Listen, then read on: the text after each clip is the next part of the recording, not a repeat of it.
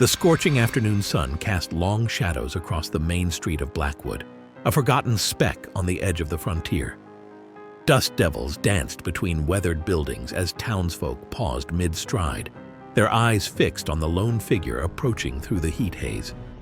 Ethan Kane sat tall in his saddle, his dark duster coated with the grime of countless miles. His weather-beaten face betrayed nothing, but his eyes, sharp as a hawk's, carefully scanned every window, every alley, every shadow. The heavy Colt on his hip had seen better days, its wooden grip worn smooth from years of use. The clip-clop of his horse's hooves echoed off boarded-up storefronts, each step drawing curious gazes and hushed whispers. Women hurried their children inside, while men lingered on porches, hands drifting toward hidden weapons. This wasn't the kind of town that welcomed strangers. Outside the saloon, a group of rough-looking men lounged with an air of casual menace. Their vests bore the unmistakable mark of the Blackwood gang, a crimson snake coiled around a skull. They watched Ethan with predatory interest, their laughter dying as he drew closer. The saloon's bat-wing doors creaked as a mountain of a man shouldered through them. Clay Mercer, leader of the Blackwood gang, stood on the wooden walkway, his presence commanding attention, his scarred face twisted into a sneer as he assessed the newcomer. Ethan pulled his horse to a stop, dust settling around him like a shroud, his gaze locked with Mercer's, and for a moment, the very air seemed to grow thick with tension. Old women crossing themselves hurried past while a child's cry somewhere down the street only heightened the sense of impending violence. "Ain't seen a stranger ride through in quite some time," Mercer called out, his voice carrying the rasp of whiskey and gun smoke. "Most folks know better than to stop in Blackwood these days." Ethan's response was quiet but carried clearly across the silent street. "I'm not most folks." The words hung in the air like a challenge, and the gang members' hands inched toward their weapons. But before anyone could make a move, an elderly man stumbled forward, the town drunk, judging by his unsteady gait. "You best ride on, mister," he slurred, waving a shaky finger. "Ain't nothing here but death for them who don't know their place." What happened next would be whispered about in Blackwood for years to come. But first, let me know, where are you watching from? Have you ever witnessed a moment when a stranger's arrival changed everything? Share your thoughts in the comments below. Inside the Broken Spoke Saloon, tobacco smoke hung thick as river fog, swirling beneath flickering oil lamps. The usual afternoon crowd had thinned to nothing since Ethan's arrival, leaving only the Blackwood gang and a few souls too drunk or desperate to clear out. Behind the bar, Tom Wheeler polished the same glass he'd been cleaning for the past hour, his weathered hands trembling slightly. 20 years he'd owned this place, but ever since Clay Mercer and his gang had rolled into town 6 months ago, it felt more like a prison than a business. "Another whiskey," Ethan said quietly, his voice carrying an authority that made Wheeler's hands shake harder. The bartender's eyes darted nervously toward the corner where Mercer's men had gathered, their conversation a low, dangerous rumble. "Mister," Wheeler whispered, leaning close, "you seem like a reasonable sort. Whatever brought you to Blackwood, it ain't worth dying for. Clay Mercer, he—" The bartender swallowed hard. "Last fellow who stood up to him.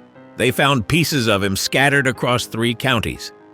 Ethan's response was to slide an eagle across the bar, his scarred knuckles telling stories of their own.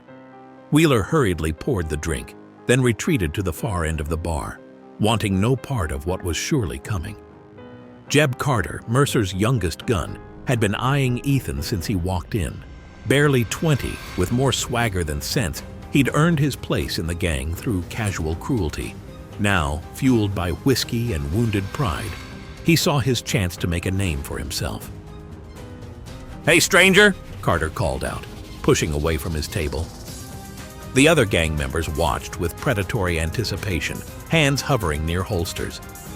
"Ain't you got somewhere else to be?" Ethan didn't turn, didn't even acknowledge the question. He simply raised his glass, taking a measured sip. This seemed to infuriate Carter even more. "I'm talking to you, old man!" Carter's voice cracked with anger as he closed the distance. The floor creaked beneath his unsteady steps. What happened next was so fast most would later swear they missed it. Carter reached for Ethan's shoulder, but before his fingers could make contact, Ethan moved. In one fluid motion, he caught Carter's wrist, twisted, and suddenly the young outlaw's own knife was pressed against his throat. "Age," Ethan said softly, his grip unwavering, "has a funny way of teaching patience. And patience." The knife's edge kissed Carter's skin, drawing a thin line of red. "Teaches wisdom." The saloon had gone deathly quiet. Carter's face had gone white as chalk, his previous bravado evaporating like morning dew. From the corner, Clay Mercer watched with narrow eyes, his expression unreadable. "Let him go," Mercer said finally, his voice carrying the weight of a hanging judge's gavel. "Boy needs to learn when he's outmatched." Ethan released Carter, who stumbled backward, hand clutching his throat. The young outlaw's eyes burned with hatred and humiliation, a dangerous combination in a man with something to prove. As Carter retreated to his fellow gang members, Wheeler appeared at Ethan's elbow with another whiskey, this one in the house. The bartender's eyes held a mix of fear and something else. Hope, perhaps. Hope that maybe, just maybe, someone had finally come who could stand against the darkness that had settled over Blackwood. Sheriff Tom Harlan watched the commotion in the saloon from his office window, his weathered face etched with worry. 30 years wearing the badge, and he'd never felt more useless. His hands, once steady as steel when drawing his gun, now trembled as he reached for the bottle hidden in his desk drawer. The afternoon sun cast long shadows through the jail's barred windows, highlighting the empty cells that hadn't held a prisoner since the Blackwood gang had taken over. Not because crime had stopped, far from it, but because no one dared cross Clay Mercer's men anymore. Gathering what remained of his courage, Harlan strapped on his gun belt and made his way across the dusty street. Each step felt heavy, weighted down by months of compromise and cowardice. He'd told himself he was being smart, keeping the peace by looking the other way. But deep down, he knew the truth. He was just afraid. The saloon's bat-wing doors swung open with a protesting creak as Harlan stepped inside. Ethan sat alone at the bar, his back to the wall, facing both entrances. The sheriff recognized the habit. This wasn't just some drifter. This man had survived enough ambushes to make caution second nature. "Mind if I join you?" Harlan asked, though he was already settling onto the adjacent stool. Ethan's only response was a slight nod, his eyes never leaving the reflection in the mirror behind the bar. "Whatever brought you to Blackwood," Harlan began, his voice low and urgent, "it ain't worth dying for. Clay Mercer, he's got 20 guns at his call, and those are just the ones we know about.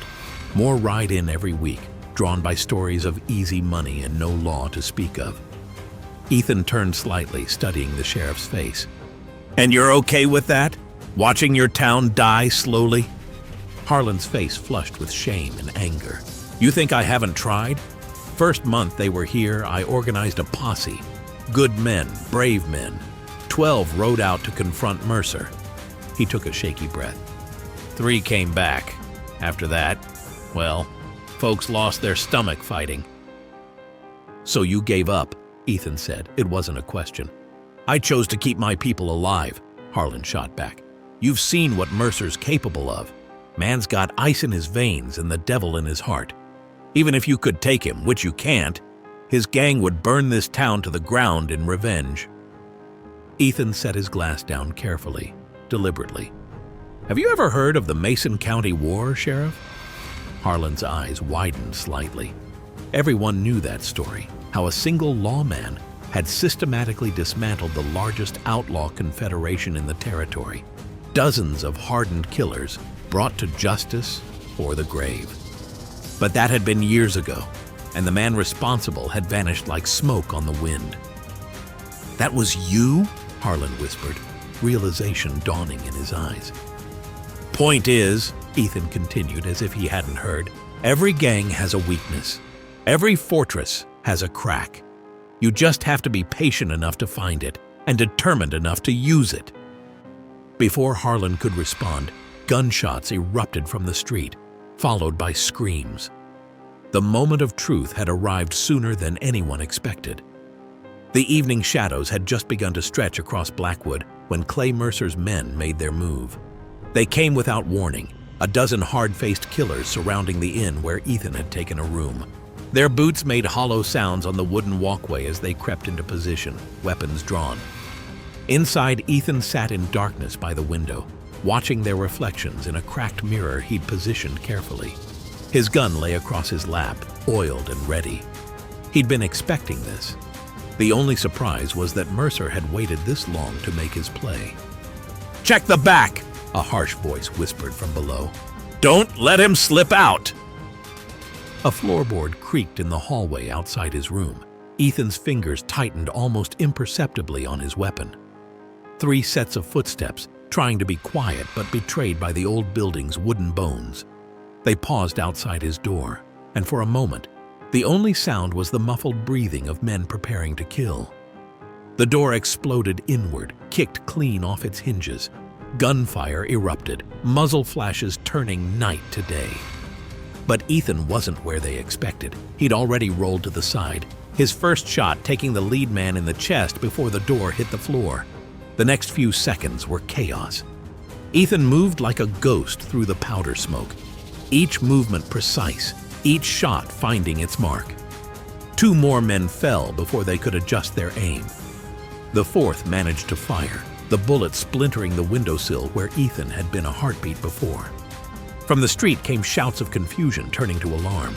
More boots thundered up the stairs as the rest of the gang rushed to support their comrades. But Ethan had already changed positions again, using the room's shadows like an old friend. One of the fallen men let out a gurgling laugh, blood staining his teeth. "I remember you now," he gasped. "Carson City, 3 years back. You're the one they called."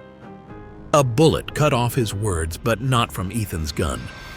Through the window came more shots, forcing Ethan to duck behind an overturned table. Someone in the gang was trying to keep their secrets buried.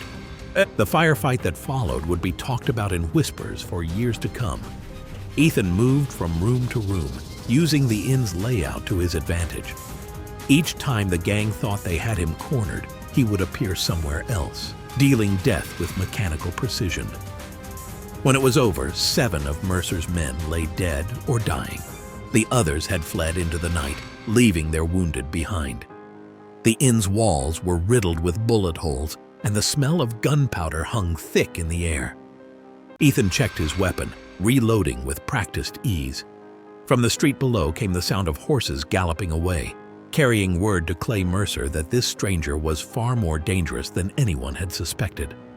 Sheriff Harlan appeared in the doorway, his face pale in the lamplight. He surveyed the carnage with wide eyes, then looked at Ethan with a mix of fear and awe. "Dear God," he whispered, "what kind of man are you?" Ethan's response was cut short by a sound from the shadows, the click of a hammer being drawn back. Someone had stayed behind, waiting for just this moment. The next morning dawned blood red over Blackwood, as if the sky itself was reflecting the violence of the night before. Ethan sat alone in the sheriff's office, studying a crumpled wanted poster he'd pulled from his saddlebags. The face staring back at him was younger, less weathered, but the eyes held the same steel. Wanted. The ghost of Carson City, $5,000, dead or alive, read the faded text. Below it, a list of crimes that read more like accomplishments to those who knew the truth. Dismantling of the notorious Wilson gang, the capture of Hangman Haze, the end of the Mason County War. Sheriff Harlan paced nervously, his boots scuffing against the wooden floor. "It really was you," he said, shaking his head in disbelief. "The bounty hunter who brought down the biggest outlaw gangs in the territory, but everyone thought you were dead." "Sometimes," Ethan replied, his voice distant. "Being thought dead is the best way to stay alive." He folded the poster carefully, tucking it away. And sometimes, the past has a way of finding you, no matter how far you run. Outside, the undertaker's wagon creaked past, loaded with the bodies from the inn. 7 men had died last night, and 1 more in the shadows. the one who'd thought to ambush Ethan after the main fight. His last words had been interesting, hinting at connections that ran deeper than simple banditry. "Clay Mercer won't take this lying down," Harlan warned, running a trembling hand through his gray hair. "He's already sent riders out. By sundown, every killer and cutthroat within 100 miles will be heading for Blackwood." "Good," Ethan said simply, checking his weapon with methodical precision. "Good?" Harlan's voice cracked. "Did you hear what I said? These aren't just common thugs. They're the worst kind of men, the ones even hell won't take." Ethan stood, his movement causing Harlan to step back instinctively. Every man who rides to Mercer's call is one more that won't be terrorizing another town. Sometimes you have to draw the poison to one spot to clean the wound. A knock at the door made them both turn. Martha Chen, the owner of the local boarding house, stood in the doorway, her usual stern expression replaced by one of determination. "Sheriff," she said, then nodded to Ethan. "Mr. Kane, I think there's something you both need to see." She held out a leather-bound ledger, its pages dog-eared and stained. "Found this hidden in one of the rooms the gang used. Looks like they've been keeping records, names, dates, payments. There's more going on here than just robbery and intimidation." Ethan took the ledger, his eyes narrowing as he scanned the pages. The pieces were starting to fall into place. Why Mercer had chosen this seemingly insignificant town, why he kept such a large force close at hand. "Well," Harlan asked, "what does it mean?" "It means," Ethan replied, closing the book with a snap, "that Clay Mercer isn't just running a gang, he's building an army." A soft knock at Ethan's door that evening brought him face to face with Isabella Calloway, her dark eyes burning with an intensity that matched the silver cross hanging at her throat.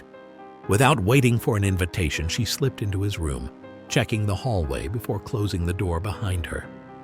"I know where Clay Mercer's hiding," she said without preamble, her voice barely above a whisper. "And I know what he's planning." Ethan studied her carefully, noting the way she carried herself. This wasn't some helpless townswoman. There was steel in her spine and shadows in her eyes that spoke of personal tragedy. "The Calloway Ranch," he said quietly. "You're Thomas Calloway's daughter." Isabella's face tightened at the name. "Was, until Clay Mercer and his men burned our ranch and killed my father for refusing to pay their protection fees. That was 3 months ago. I've been watching them since then, learning their patterns, their hideouts." She pulled a rough map from her skirt pocket, spreading it on the table. "They're based in the old mining complex in Devil's Canyon. 20 men at any given time, with more coming and going. But that's not the important part." Her finger traced a line along the map. "In 2 days, a government shipment of gold is passing through Blackwood. Officially, it's headed for the Territorial Bank in Carson City. But Mercer has men inside the transport company. They're going to hit the shipment here," she tapped a spot on the map, "and blame it on the Apache." Ethan's eyes narrowed. "That's why he's been gathering so many men. A payroll wagon would only need 4 or 5 riders to take it. But a government shipment would be heavily guarded," Isabella finished. "Mercer needs an army to overwhelm them quickly. And once he has that much gold—" She left the implications hanging. Outside, a dog barked in the distance, and both of them tensed until the sound faded. The town felt like a powder keg, ready to explode at the smallest spark. "Why are you telling me this?" Ethan asked, though he suspected he knew the answer. Isabella's hand unconsciously touched the silver cross. "Because I've seen what you can do, the way you handled his men at the inn. You're not just another gunslinger. You're someone who can actually stop them." She stepped closer, her voice dropping even lower. "The people in this town, they're good people. Scared, yes, but they remember what it was like before Mercer came. If someone showed them it was possible to fight back, they'd get themselves killed," Ethan cut in. "Maybe," Isabella admitted. "Or maybe they'd prove stronger than anyone suspects. Sometimes people just need to be reminded of what they're capable of." Ethan turned to the window, watching the street below where townsfolk hurried about their business, always looking over their shoulders. He'd seen it before, how fear could paralyze a community, make good men turn their backs on their neighbors. 2 days, he mused. Not much time to prepare. Isabella's reflection in the window showed a grim smile. Then we'd better get started. Dawn broke harsh and unforgiving over Blackwood, bringing with it the sound of pounding hooves and men's shouts. Clay Mercer had made his move, and it was more brutal than anyone expected. James Morton's general store erupted in flames first, the old wooden building going up like kindling. As people rushed to help, more fires sprang up along the street. The Blackwood gang rode through town like demons unleashed, their guns barking death at anyone who dared show resistance. Ethan watched from the shadows of an alley, his face hardened into a mask of controlled fury. Next to him, Sheriff Harlan's hands trembled as he gripped his shotgun. "Dear God," the sheriff whispered. "They're burning everything." In the street, Clay Mercer sat tall in his saddle, surveying the destruction with cold satisfaction. "Let this be a lesson," he shouted, his voice carrying over the chaos. "This is what happens when you harbor enemies of the Blackwood gang." The morning air filled with smoke and screams as townsfolk scrambled to save what they could. Near the church, Martha Chen stood defiantly in her doorway as riders approached, a double-barrel shotgun steady in her weathered hands. "That's far enough," she called out, her voice never wavering. One of the riders laughed, raising his pistol. The shot that followed didn't come from him. It came from Ethan's gun. The outlaw toppled from his saddle, dead before he hit the ground. More shots rang out, this time from unexpected quarters. Isabella had been busy during the night, organizing those willing to fight. Windows that had been shuttered burst open, revealing townspeople with rifles and determination. "Get to cover!" Ethan shouted, already moving.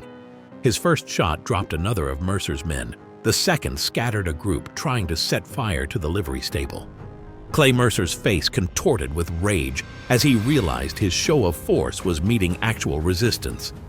"Kill them all!" he ordered, spurring his horse toward where Ethan had taken position. The street erupted into war. Mercer's men, used to terrorizing unarmed civilians, found themselves caught in a crossfire. The townspeople might not have been trained gunfighters, but rage and desperation made up for their lack of experience. Sheriff Harlan found his courage at last, his shotgun roaring as he defended the church where women and children had taken shelter. Isabella moved like a shadow through the chaos, her dead father's revolver dealing justice with deadly precision. But it was Ethan who turned the tide. He seemed to be everywhere at once, each shot finding its mark, each movement calculated to draw fire away from the townspeople. 3 more of Mercer's men fell to his gun before the gang finally broke and ran, leaving their dead behind. As the dust settled, Clay Mercer sat his horse at the edge of town, his face promising vengeance. "This isn't over," he snarled.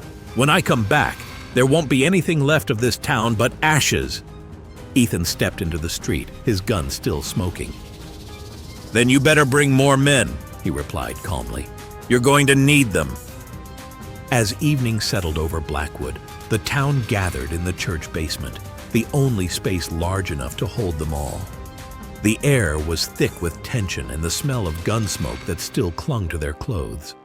20 townsfolk had answered Ethan's call to arms, each face showing a mix of fear and determination. "The gold shipment comes through tomorrow at noon," Ethan explained, his voice steady as he outlined their plan. Beside him, Isabella had sketched a rough map of the canyon where Mercer planned his ambush. "He'll have his men split into 3 groups, here, here, and here." Sheriff Harlan studied the positions, his experience as a lawman finally showing through his fear. "Smart. They'll have the convoy boxed in with no escape route." "Exactly," Ethan nodded. "But that works both ways. If we can get into position before they spring their trap, we can catch them in their own crossfire." Martha Chen, her shotgun still close at hand, spoke up from the crowd. "And what happens when more of his men show up? We all saw those riders heading toward Devil's Canyon." Ethan's scarred hands traced a path on the map. "That's why timing is crucial. We're not trying to fight his whole gang. Just disrupt the ambush long enough for the gold shipment to get through. Once that happens, the government will have to investigate, Isabella finished. They can't ignore an attack on their gold. The room filled with murmured discussions as people considered the plan. Tom Wheeler, the bartender, stood up slowly. I ain't much with a gun, he admitted, but I know every hiding spot in that canyon from my mining days. I can help get our people into position. Others began volunteering. Former soldiers, hunters, even young boys who'd grown up shooting rabbits in the hills. Each brought something to the plan, their knowledge of the local terrain proving invaluable. We'll need to move before dawn, Ethan continued. Get into position while it's still dark. Everyone needs to know their exact spot and stick to it. No heroes, no lone charges. We work together or not at all. As they worked out the details, Ethan noticed Isabella standing apart from the group, her face troubled. He approached her quietly. Something on your mind? My father, she said softly, touching the silver cross at her throat. He tried to organize resistance like this. Said one person standing up wasn't enough. It had to be the whole town. He was right. He was dead before sunrise. Isabella's eyes met his, filled with a mix of pain and determination. These people are brave, but bravery isn't enough against men like Mercer. We're asking them to risk everything on this plan. Ethan watched the townspeople as they studied the map, their faces set with purpose. Sometimes, he said quietly, people need to be reminded that there are things worth dying for. But more importantly, there are things worth living for. The night grew deeper as they finalized their preparations. Tomorrow would bring either their salvation or their destruction, and every person in that basement knew it. In Devil's Canyon, the first light of dawn revealed shadows moving against shadows. Clay Mercer's gang had positioned themselves perfectly, hidden among the red rocks and scrub brush that lined the steep walls. 40 men at least, their weapons ready, waiting to spring their trap on the gold shipment. What they didn't see were the other shadows, moving with careful precision in the pre-dawn darkness. Ethan had split the townspeople into small groups, each led by someone who knew the terrain. Tom Wheeler's knowledge of old mining trails proved invaluable as they slipped into position above and behind Mercer's men.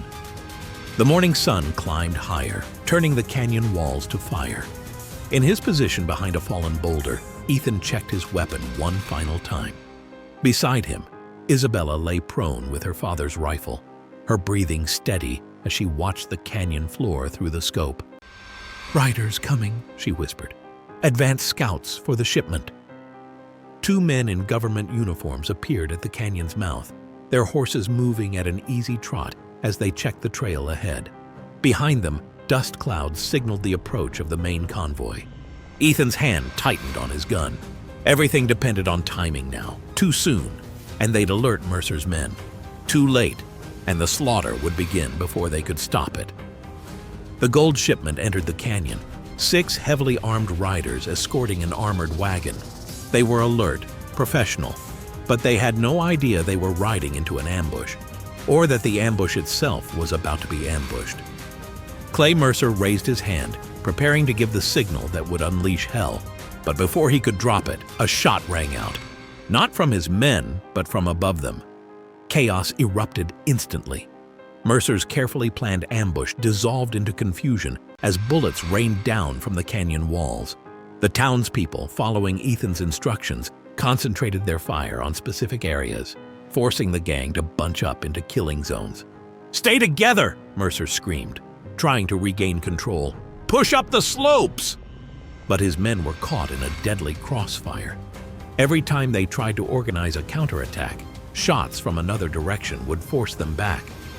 The gold shipment's guards, quickly grasping the situation, added their own firepower to the mix. In the midst of it all, Ethan moved like a ghost, each shot finding its mark. Years of experience had taught him how men thought in a firefight, where they would run, where they would hide. 3 of Mercer's lieutenants fell to his gun in quick succession. Isabella proved herself deadly with her father's rifle, picking off any gang members who tried to flank their position. Her face was set in grim determination as she avenged her father's death one shot at a time. The battle reached its peak as more of Mercer's men arrived from their camp, drawn by the sound of gunfire. But they rode into a nightmare, caught between the townspeople above and the government guards below. "Fall back!" Mercer ordered, his voice cracking with rage. "Regroup at the north end!" But regrouping would prove harder than he imagined. The day of reckoning had come to Blackwood, and blood would flow freely before it was done. The sun stood high in the sky over Devil's Canyon as the gunsmoke began to clear. Bodies littered the ground, most of them Mercer's men, though a few townspeople had fallen as well. The gold shipment had escaped during the chaos, thundering away toward Carson City with news of the ambush. Clay Mercer stood alone in the center of the canyon, his fine coat stained with dust and blood. His gang was scattered, dead, or fleeing, but his eyes blazed with a fury that made even his remaining men keep their distance. "Come out, ghost!" he shouted, his voice echoing off the canyon walls. "Face me like a man!" Ethan emerged from behind a boulder, moving with the same calm purpose he'd shown since arriving in Blackwood. The two men faced each other across 30 paces of blood-soaked ground, while survivors on both sides watched in tense silence. "Been a long time, Kane," Mercer said, his voice dropping to a conversational tone. "Carson City, wasn't it? Back when you were still playing hero." "You remember," Ethan replied evenly. "Remember?" Mercer's laugh was harsh. "How could I forget? You killed my brother that day. Shot him down like a dog in the street." Isabella, watching from her position on the ridge, saw Ethan's expression shift slightly. "Your brother was robbing the bank. He'd already killed 2 people." "He was 17!" Mercer's composure cracked. "Barely more than a boy. And you, the great bounty hunter, you didn't even give him a chance to surrender." "He drew first," Ethan said quietly. "Just like you're about to do." The words hung in the air between them. Both men's hands hovered near their guns, muscles tensed for the fraction of a second that would determine everything. "You know what's funny?" Mercer's lips twisted into a smile. "I've spent years planning how to draw you out. Building this gang, taking over towns, leaving a trail of breadcrumbs.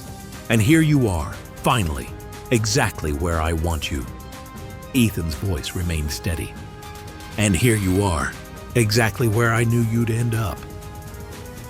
The canyon fell silent. Even the wind seemed to hold its breath. Isabella found herself gripping her father's rifle so tightly her knuckles went white. The draw was lightning fast, both men moving at the same instant. 2 shots rang out almost as one, the sounds blending together in the confined space. For a moment, both men stood perfectly still. Then Mercer looked down at the spreading red stain on his chest, his expression almost puzzled. "Faster than Billy," he muttered, referring to his dead brother. "Always were." Then he collapsed, his gun falling unfired from his hand. Ethan holstered his weapon slowly, deliberately.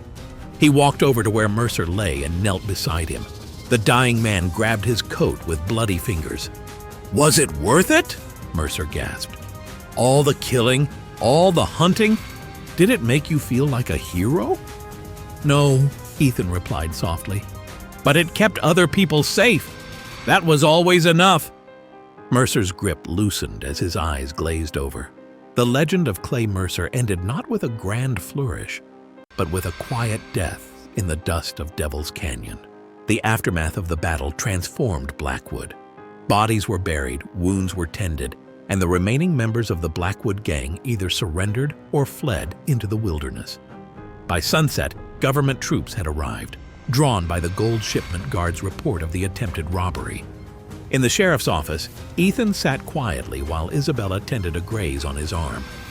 The wound wasn't serious, but her gentle ministration spoke of a deeper concern.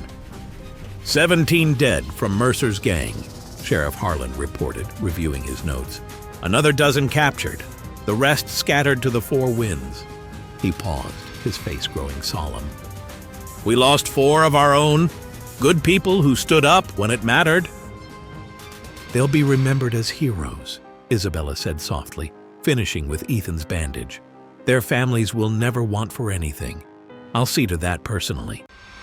Through the window, they could see the townspeople gathering in the street. The fear that had haunted their eyes for so long was gone, replaced by something stronger: pride, determination, and a sense of community forged in fire. "The government agent wants to speak with you," Harlan told Ethan. "Seems they've been trying to track down Mercer's operation for months. Never imagined it would end here in a place like Blackwood." "Places like Blackwood are where everything important happens," Ethan replied, standing carefully.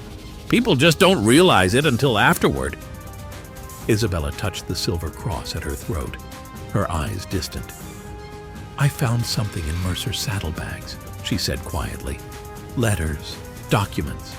He wasn't just building a gang. He had connections, powerful ones, politicians, businessmen, even some law enforcement." Harlan's face darkened. "How deep does it go?" "Deep enough that some people in high places are going to be very nervous," she answered. "The kind of people who don't like loose ends." Ethan nodded slowly. He'd seen it before.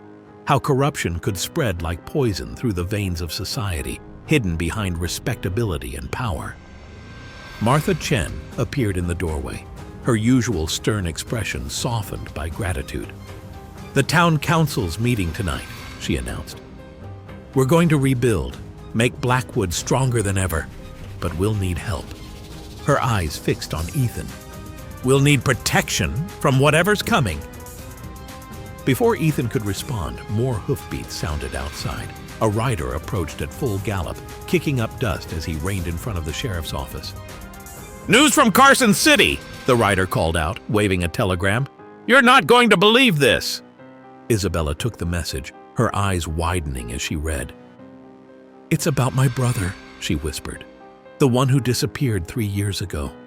He's alive, and he's been investigating the same corruption we just uncovered." The pieces were falling into place, revealing a picture larger and more dangerous than anyone had imagined. What had started as one town's fight for freedom had opened the door to something far more significant. Ethan walked to the window, watching the sunset paint the sky in shades of blood and gold. The battle for Blackwood was over, but a bigger war was just beginning.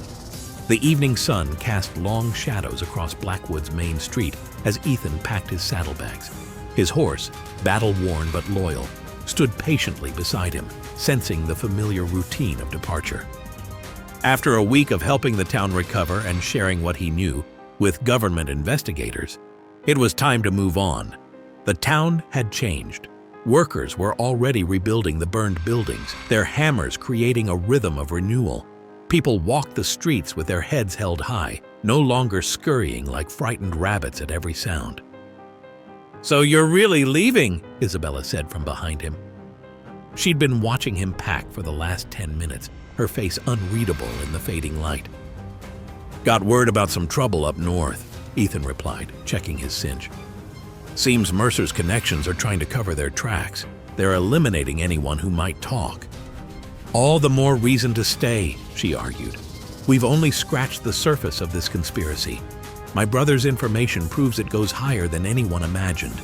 We need you here." Ethan turned to face her. "No, you don't. Blackwood proved it can stand on its own." Sheriff Harlan approached, his badge polished and worn with pride now instead of shame. "She's right, you know. The town council met this morning. They want to offer you a permanent position, head of security for the whole county.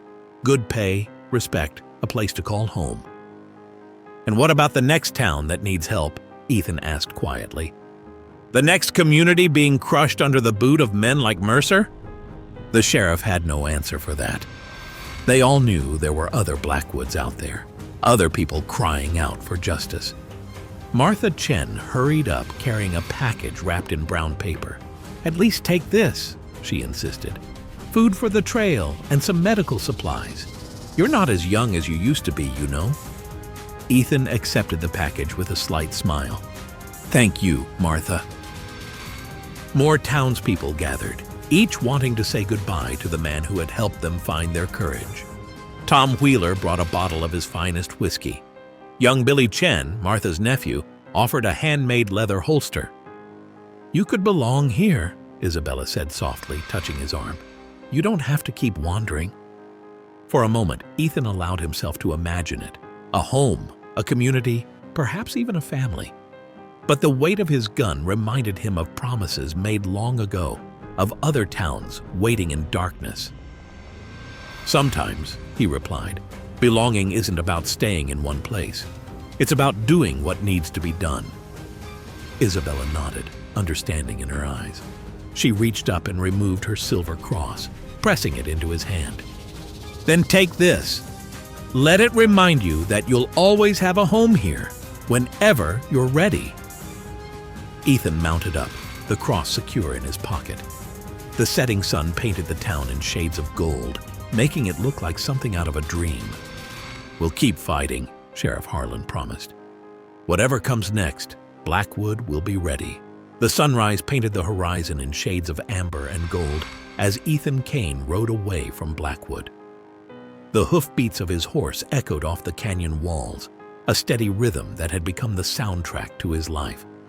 Behind him, smoke rose peacefully from chimneys, signaling a town awakening to a new day, free from fear. He reached into his pocket, feeling the silver cross Isabella had given him. It caught the morning light, reminding him of everything that had happened in that small frontier town. The battles, the sacrifices, the triumph of ordinary people standing together against evil. From the highest point on the trail, Ethan turned in his saddle for one last look. Blackwood had changed, not just physically, with its newly rebuilt structures and proudly hanging flag, but in spirit. The town now stood as a beacon of hope, proof that courage could overcome corruption, that community could defeat cruelty. A rider appeared on the road ahead, a young man on a tired horse, his face etched with desperation. He reined up hard when he saw Ethan. "You the one they call the Ghost?" the rider asked, his voice trembling. "The one who helped Blackwood?" Ethan studied him carefully. "Word travels fast." "I'm from Silver Creek, 2 days' ride north," the young man continued. "We've got trouble, bad men, like the ones you dealt with here. They're squeezing us dry, killing anyone who resists. We heard about what happened in Blackwood, and we need help." A familiar weight settled in Ethan's chest. The same story, different town, the endless cycle of predators and prey that defined the frontier. But now, thanks to Blackwood, people knew there was hope. "Silver Creek, you say?" Ethan adjusted his hat, squinting at the northern horizon. "Tell me about these men." As the young rider described his town's troubles, Ethan felt the familiar stirring in his soul. This was his true calling, not wearing a badge or settling in one place, but riding to where he was needed most. Each town he helped was another blow against the corruption that men like Mercer represented. "Lead the way," Ethan said finally, turning his horse north. "But remember what Blackwood proved. One man can start the fight, but it takes a community to win it." The young rider's face lit up with hope as they rode together. Behind them, Blackwood grew smaller in the distance, but its legend would only grow. Stories would spread across the territory of a lone cowboy who helped a town find its courage, of ordinary people who stood against extraordinary odds, of justice prevailing when good people refused to back down. If this story grabbed you, make sure to like, comment, and subscribe. What would you have done if you were Ethan Kane? Let us know in the comments.